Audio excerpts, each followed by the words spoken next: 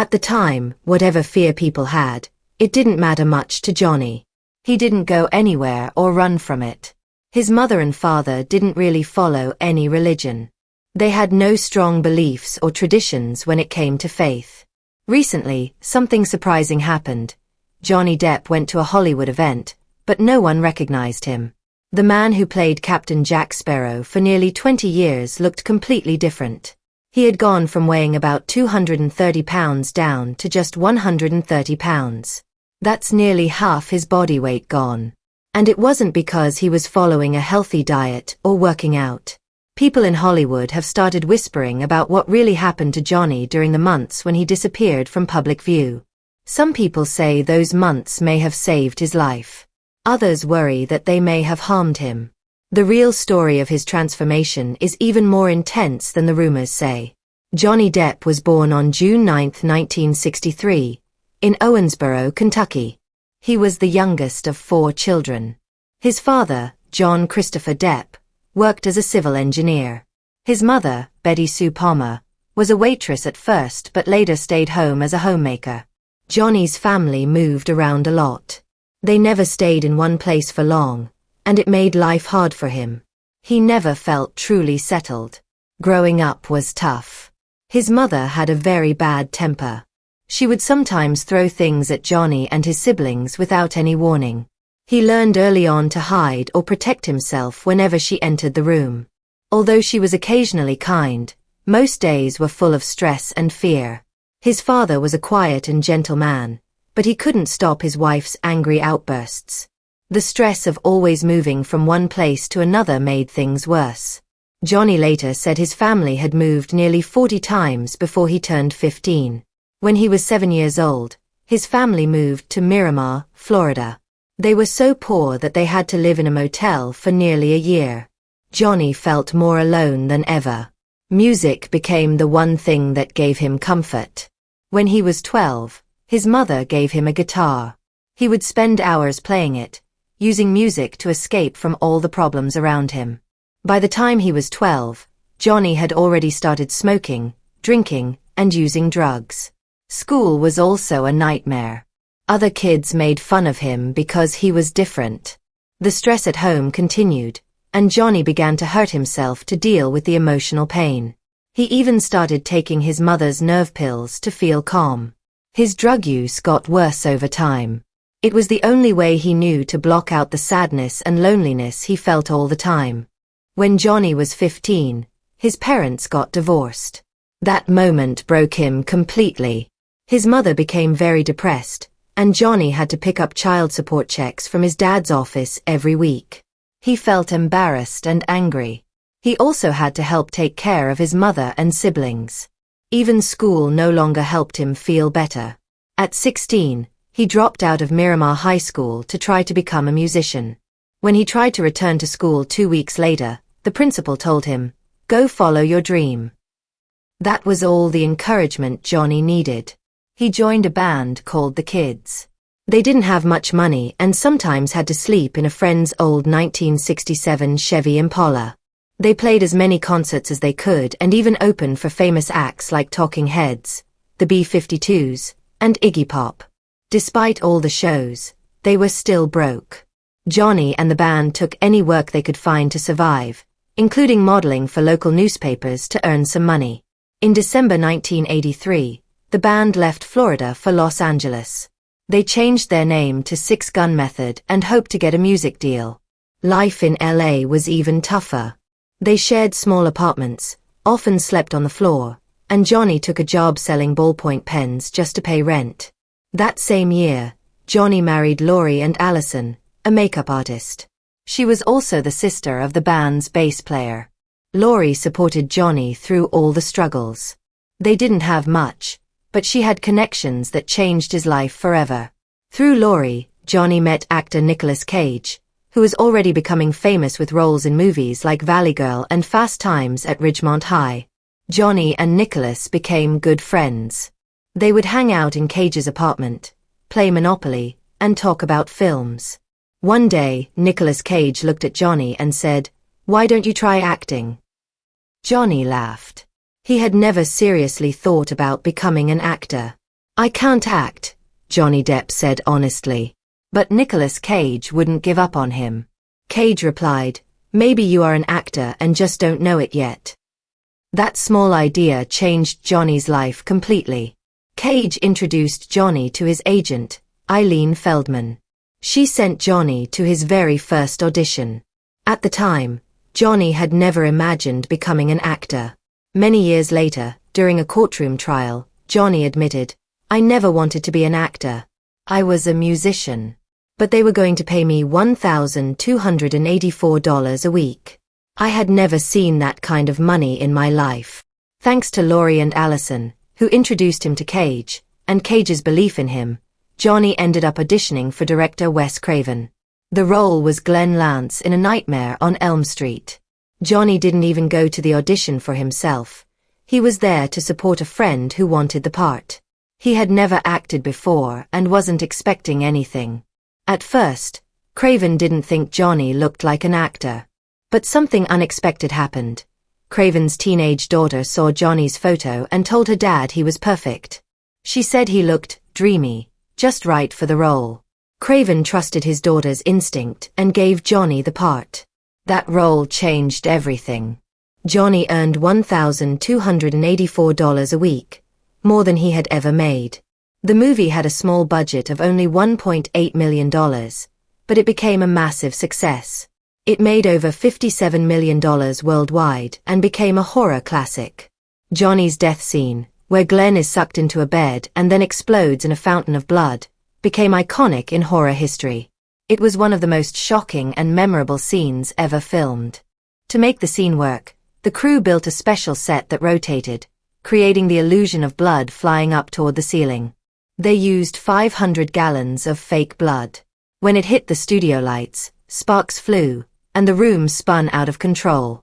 It was dangerous and messy, but unforgettable. That single moment in Elm Street launched Johnny Depp's acting career. Audiences loved him, and suddenly, people in Hollywood started noticing him. At the same time, things in Johnny's personal life were changing. He had married Laurie and Allison in December 1983, but by 1985, they were already divorced. Even though the marriage didn't last long, Laurie continued to support him. She had helped start his career by introducing him to Cage, and Johnny always gave her credit for that. Even after Elm Street, Johnny wasn't sure if acting was what he really wanted to do. He kept playing music and hoped to find success in that world. To make ends meet, he took small acting jobs, like a role in Private Resort and a small part in Platoon. Then, in 1987, everything changed again. Johnny was cast as Tom Hansen on the TV show 21 Jump Street. That role made him famous overnight. But getting there wasn't simple. Producers had originally chosen someone else, an actor named Jeff Yager, for the part. But after filming the pilot episode, they weren't happy with how it turned out. They needed someone with more presence, someone audiences could really connect with. Johnny Depp wasn't their first pick. And Johnny didn't even want to be on television. He didn't like the idea of being stuck in a long-term TV contract. At first, he wouldn't even read the script. But eventually, they convinced him to do the pilot episode. When the cameras started rolling, it was clear Johnny had something special. The show, about undercover cops posing as high school students, quickly became a huge hit. 21 Jump Street was Fox's first big success, and Johnny became a teen idol. His face was everywhere, on magazine covers, posters, and TV screens. Fans sent thousands of letters. The fame hit him fast and hard.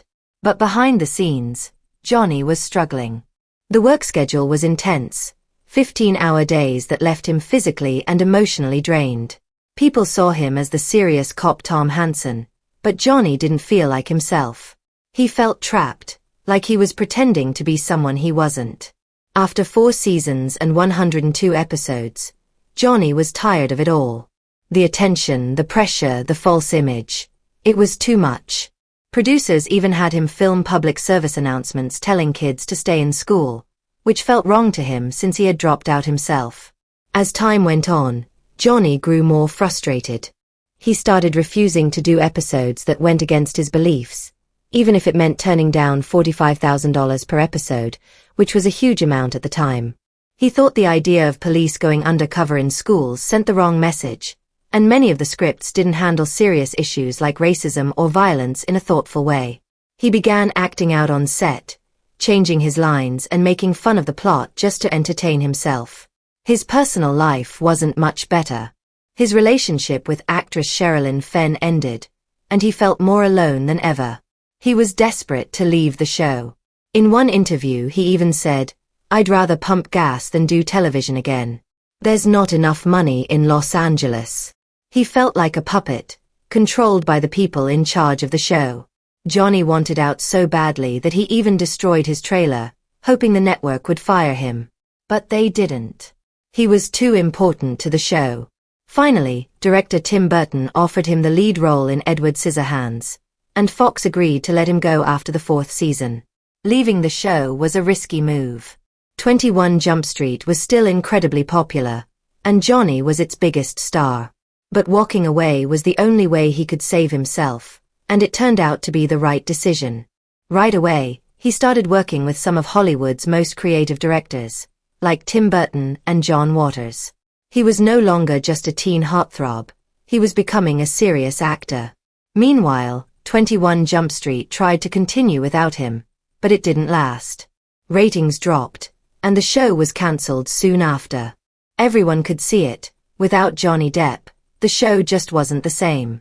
When Edward Scissorhands came out on December 14, 1990, it wasn't just another movie. It marked the beginning of one of the most famous actor-director partnerships in Hollywood history. Tim Burton had just directed Batman in 1989 and was riding high. But Edward Scissorhands was different. It was emotional, personal, and very unique.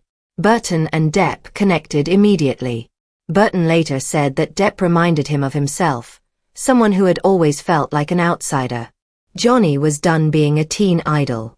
He wanted something deeper, and the role of Edward was perfect. Edward was shy and gentle, with scissors for hands. Depp beat out big names like Tom Hanks, Tom Cruise, and even Michael Jackson for the role.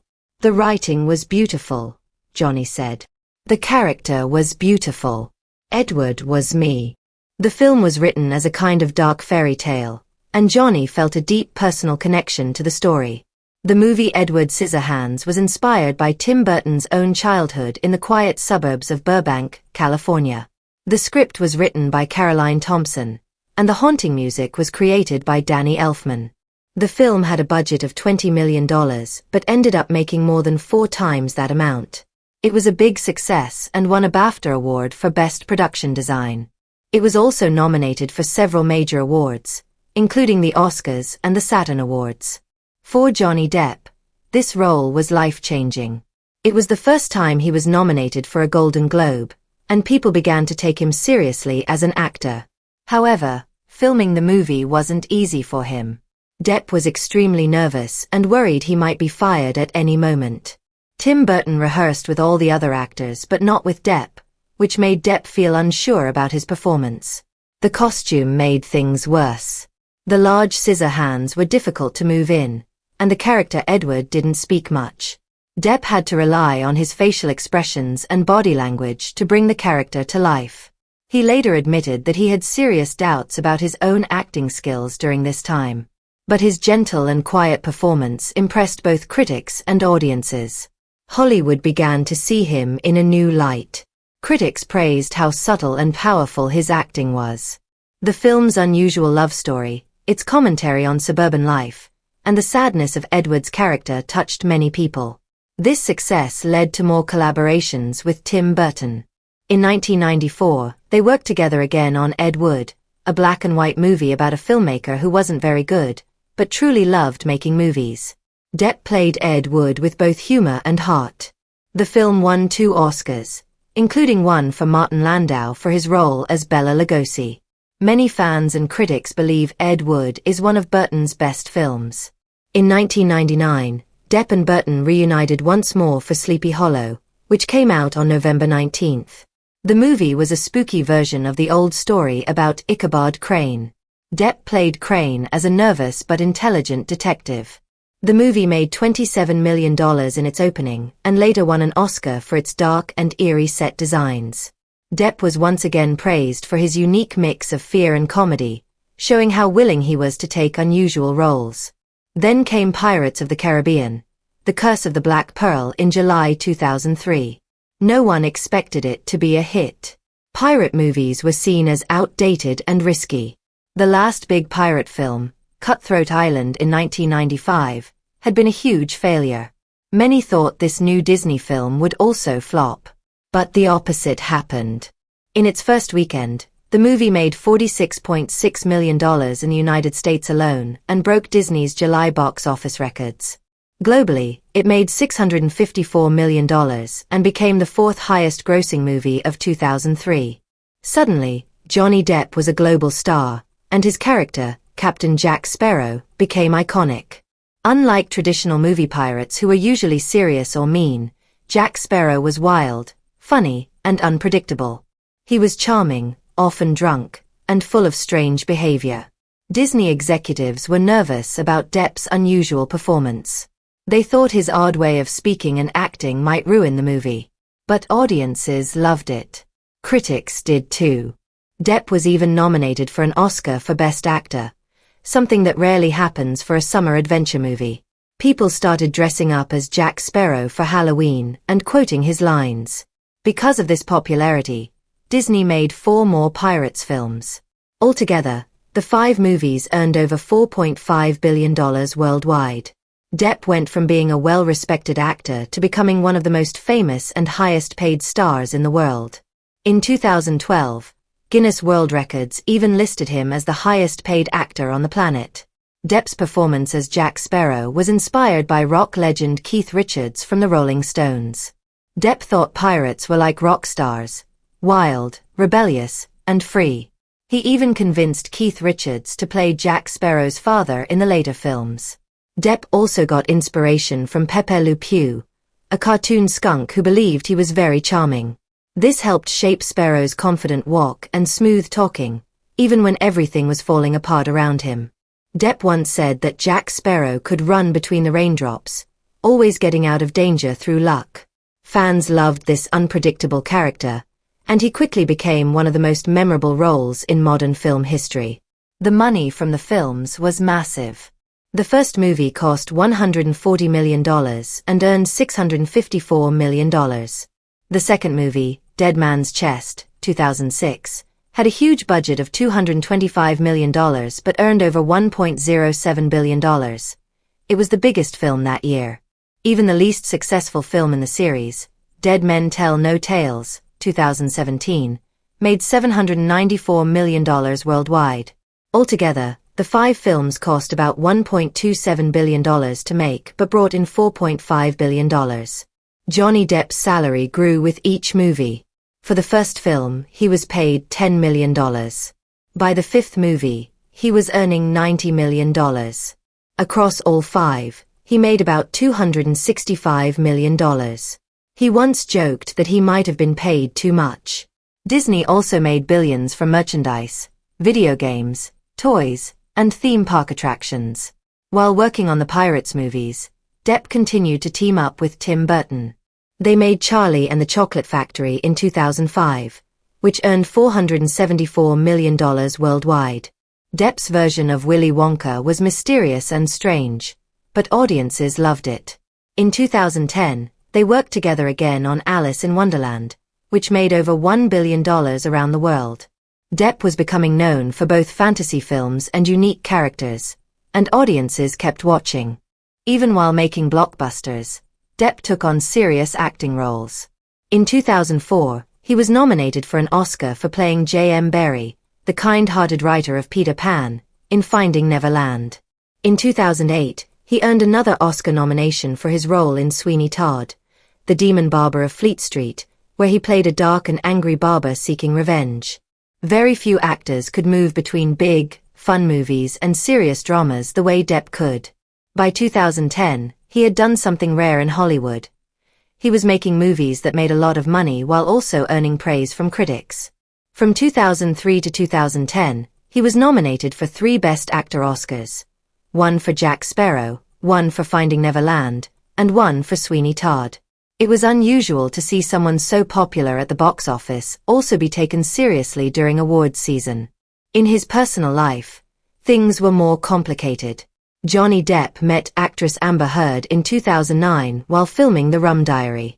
They started dating in late 2011. Depp, born on June 9, 1963, was 22 years older than Heard. Even though they came from different backgrounds, their relationship moved quickly. They got engaged in January 2014 and got married on February 3, 2015, in a small ceremony at Depp's house in Los Angeles. Soon after, they held a celebration at Depp's private island in the Bahamas, with beach parties, snorkeling, and fancy meals. From the outside, everything looked perfect. But behind the scenes, things were not going well. Depp had just ended a long-term relationship with Vanessa Paradis, the mother of his 2 children. Heard was becoming more famous. Some people believed they were rushing into marriage too fast. Soon, the problems in their relationship became public. Just 15 months after the wedding, Heard filed for divorce on May 23, 2016, saying they had irreconcilable differences. The media went wild with the story. Heard asked for $50,000 a month in spousal support, but the court did not approve it. Their divorce was finalized in January 2017. Depp agreed to pay her $7 million, which she said she would give to charity. However, later reports revealed that less than half of that money was actually donated. Heard also got a restraining order during this time, making the split even more dramatic and public. Amber Heard accused Johnny Depp of physically hurting her. She even showed photos of herself with bruises to support her claims. However, when the police came to check, they said they didn't see any signs of a crime. Depp's legal team said all the accusations were lies. Still, the damage to his image was already done. The news quickly spread everywhere and sparked a heated debate. People couldn't stop talking about it. Heard claimed there was a pattern of abuse, while Depp firmly denied everything and decided to fight back in court. Even their couples therapist, Dr. Laurel Anderson, said both of them were involved in what she called mutual abuse. What once looked like a beautiful Hollywood love story had become one of the most public and toxic breakups in recent memory. Depp already had a troubled past. He had struggled with alcohol and drug use for years, even before meeting Heard. He was often late to movie sets, and some people complained about his unpredictable behavior. After their breakup, rumors spread even more about his drinking and pill use. Depp later admitted that he had been addicted to substances like benzodiazepines and opioids.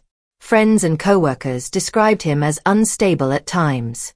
Hollywood studios began to worry about working with him, and his career started to decline.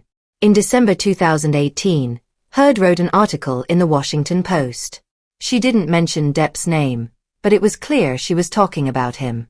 In the piece, she described herself as a public figure who had survived abuse. Almost instantly, Depp's reputation took a major hit. Disney removed him from the Pirates of the Caribbean series, even though that franchise had earned over $4.5 billion and made him more than $300 million. Shockingly, he found out about his firing through the news, not from Disney directly. Later, Warner Brothers also dropped him from the Fantastic Beasts films. He was asked to leave after he lost a libel case against the Sun newspaper in the UK in 2020. Even though Depp had only filmed one scene for the third movie, he still received his full salary, which was reported to be in the 8 figures. But the real loss wasn't money, it was his place in Hollywood. He was pushed aside and treated like an outcast. In 2019, Depp decided to take action. He sued Heard in the US for $50 million, saying that her op-ed had destroyed his career. Heard didn't stay silent. She responded with her own $100 million counter-lawsuit. Their trial began in April 2022, and it quickly became one of the most talked-about celebrity trials in the world. Every moment was shown on live TV, and millions of people followed it online. All the private and painful parts of their relationship were made public, from drunken fights to disturbing photos. After 6 weeks of court hearings, on June 1, 2022, the jury mostly sided with Depp. They believed that Heard had lied and awarded him $10 million in damages and another $5 million in punishment money, although that amount was later reduced to $350,000 due to legal limits. Heard also won $2 million from Depp for one of her claims. Depp saw the verdict as proof that he had been honest all along. Between 2023 and 2024, Depp made huge changes in his life that surprised everyone. In just 1 year, he lost 100 pounds, going from 230 pounds to 130. People were shocked at how different he looked. But this wasn't just about going on a quick diet. Depp changed his whole lifestyle. He started eating healthy food, like fresh vegetables, fruits, lean meats, and good fats.